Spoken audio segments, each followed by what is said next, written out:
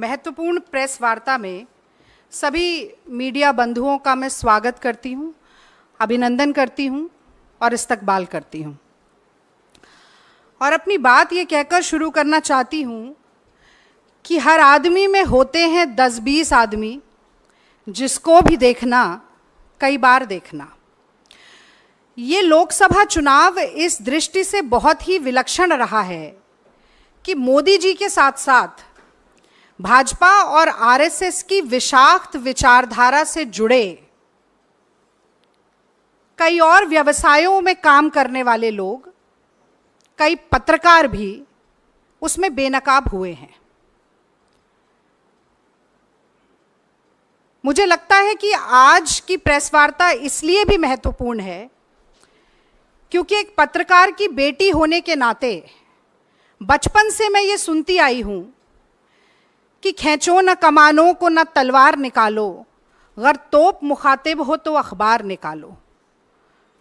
तो चौथे स्तंभ, जो लोकतंत्र का चौथा स्तंभ है, उसकी निष्पक्षता और निर्भीकता पूरे लोकतंत्र के लिए कितनी महत्वपूर्ण है, ये बचपन से मुझे सिखाया गया। मैंने कई बार टीवी के डिबेट में भी ये कहा कि एक पत्रकार की कलम अगर झुकती है तो सिर्फ लिखने के लिए झुकनी चाहिए, ऐसा मेरे पिताजी हमेशा कहते थे। अब सवाल ये उठता है कि एक बहुत ही सभ्य, मर्यादित, संयमित दिखने वाले वरिष्ठ पत्रकार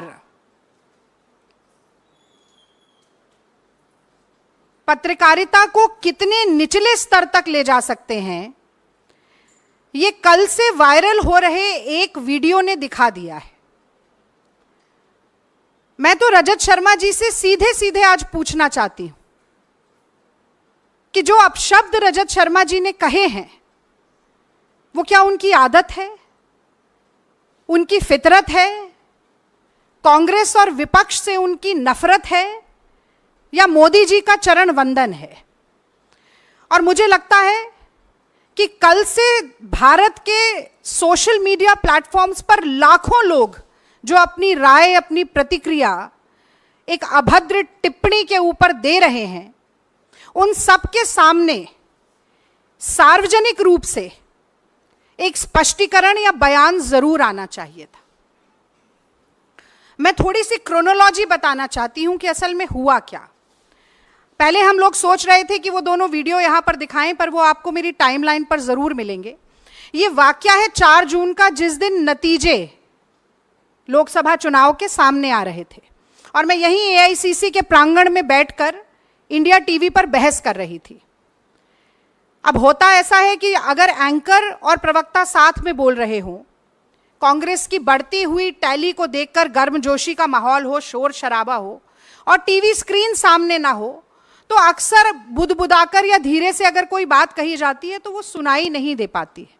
उस दिन मैं नहीं सुन पाई, मेरे सामने टीवी स्क्रीन भी नहीं थी। फिर ये वीडियो अचानक से वायरल होना शुरू हुआ। कल मेरे और पवन खेड़ा जी के संज्ञान में हमारे कुछ कांग्रेस के कार्यकर्ताओं ने भी, और ट्विटर यानी कि एक्स, पहले ट्विटर कहा जाता था, उस प्लेटफॉर्म पर भी हमें कई लोगों ने ये वीडियो भेजा।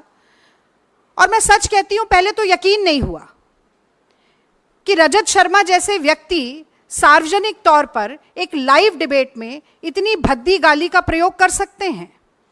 और चूंकि जो वीडियो हमें भेजा गया उसमें नीचे वो गाली लिखी हुई भी थी, तो मन नहीं माना कि ऐसा हो सकता है।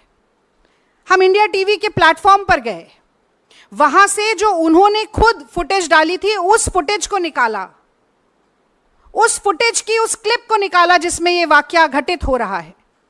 और वहां पर भी, जिसे अंग्रेजी में एक एक्सप्रेशन कहा जाता है, अंडर द ब्रेथ, बुदबुदाकर, धीरे से, केवल इस बात पर कि मैं उन्हें टोक रही हूं कि कांग्रेस पर आज भी लगातार प्रहार मत कीजिए। शायद मोदी जी की घटते हुई संख्या और कांग्रेस की बढ़ती हुई संख्या को देखकर झुंझला इतना गए कि उन्होंने वो गाली दी। और अब मैं एक नारी के तौर पर भी, एक भारतीय महिला के तौर पर, मैं ये जानना चाहती हूं रजत शर्मा जी से कि ये बात सिर्फ एक रागिनी नायक की नहीं है। मैं 10 साल से ईमानदारी से अपनी पार्टी का पक्ष टीवी पर रख रही हूं।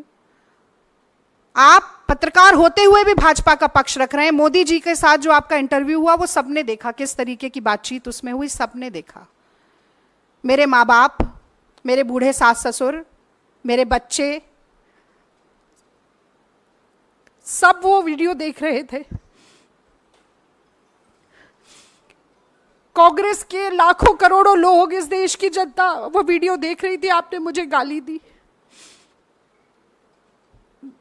सिर्फ इसलिए कि मैं ईमानदारी से अपनी पार्टी का काम कर रही हूँ, इसलिए कि मैं ईमानदारी से अपनी पार्टी का काम कर रही हूँ। और सिर्फ गाली नहीं दी, उसके बाद सुबह आपने मुझे धमकाना शुरू किया। आपने कहना शुरू किया कि अगर प्रेस कॉन्फ्रेंस किया जाएगा तो डेफेमेशन का केस करेंगे। मतलब आप चोरी करें, उसके बाद आप सीना चोरी करें। आपको लगता है कि धमकाने से हम डर जाएंगे?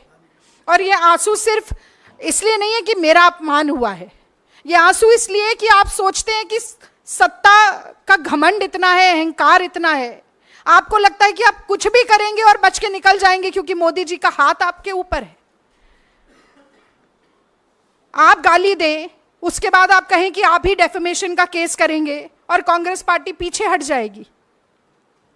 मैं याद दिलाना चाहती हूं आपको रजत शर्मा जी, महात्मा गांधी ने इस देश में सबसे पहले अभय का पाठ पढ़ाया था।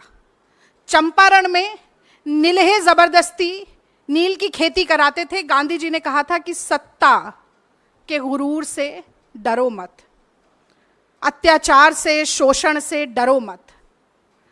कितनी भी ताकत हो सरकार के पास, डरो मत। और मुझे लगता है कि वही आज राहुल गांधी भी चरितार्थ कर रहे हैं जब वो ये नारा देते हैं डरो मत। तो देखिए, हम डरे नहीं, आपकी गीदड़ भपकियों से नहीं डरे। सबसे पहले तो मुझे लगता है कि आपको बताना चाहिए था कि अगर आपने गाली नहीं दी तो आपने कहा क्या है, कौन से शब्दों का इस्तेमाल किया है। वो आपने नहीं किया क्योंकि न सिर्फ आपका मुखौटा हटा है, बल्कि आपके मन में कितना मैल है, कितना जहर है, कितना गुस्सा, कितना क्रोध, कितनी घृणा है, वो सब आज कहीं ना कहीं बाहर आया है। तो आज विलंब हुआ, हमने सुबह 12 बजे प्रेस वार्ता रखी थी। उसके बाद ये क्रिमिनल कंप्लेंट हमने लॉन्च की है, ये आपसे हम शेयर करेंगे। 2 sections, section 294 and section 509 of the IPC. Section 294 कहता है, whoever to the annoyance of others does any obscene act in the public place or sings, recites or utters any obscene song, ballad or words in or near any public space shall be punished with imprisonment of either description for a term which may extend to 3 months or with fine or with both. और दूसरा section 509, outraging modesty of a woman. Whoever intending to insult the modesty of a woman utters any words, makes any sound or gesture, or exhibits any object intending that such word or sound shall be heard, or that such gesture or object shall be seen by such woman, or intrudes upon the privacy of such woman, shall be punished with the imprisonment for a term which may extend to 3 years, and also with fine. तो आपकी धमकियों और गीदड़ भपकियों से आपने चुप कराने की कोशिश की, खामोश कराने की कोशिश की। हमने ये क्रिमिनल कंप्लेंट लॉन्च की है और हम न सिर्फ ये उम्मीद रखते हैं कि इस पर प्राइमा फेसे इन्वेस्टिगेशन के बाद एफआईआर भी दर्ज होगी, बल्कि मैं आज एनसीडब्ल्यू को भी आप सभी मित्रों के माध्यम से जगाना चाहती हूँ। ये सुओ मोटो कॉग्निजेंस एनसीडब्ल्यू कब लेना सीखेगी? नेशनल कमीशन ऑफ वुमेन को कठपुतली की तरह नचाना मोदी सरकार कब बंद करेगी? हमने पहलवान बेटियों की पीड़ा देखी, उनकी छाती पर लातें मारी गई, उनको अपने मेडल सड़क पर छोड़ने पड़े, हर तरह का दुर्व्यवहार हुआ।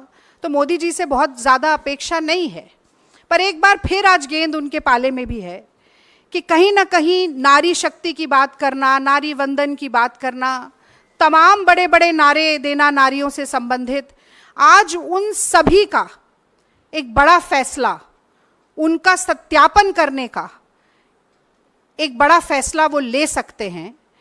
और मुझे लगता है कि आगे बढ़कर इस मसले पर बोलना चाहिए।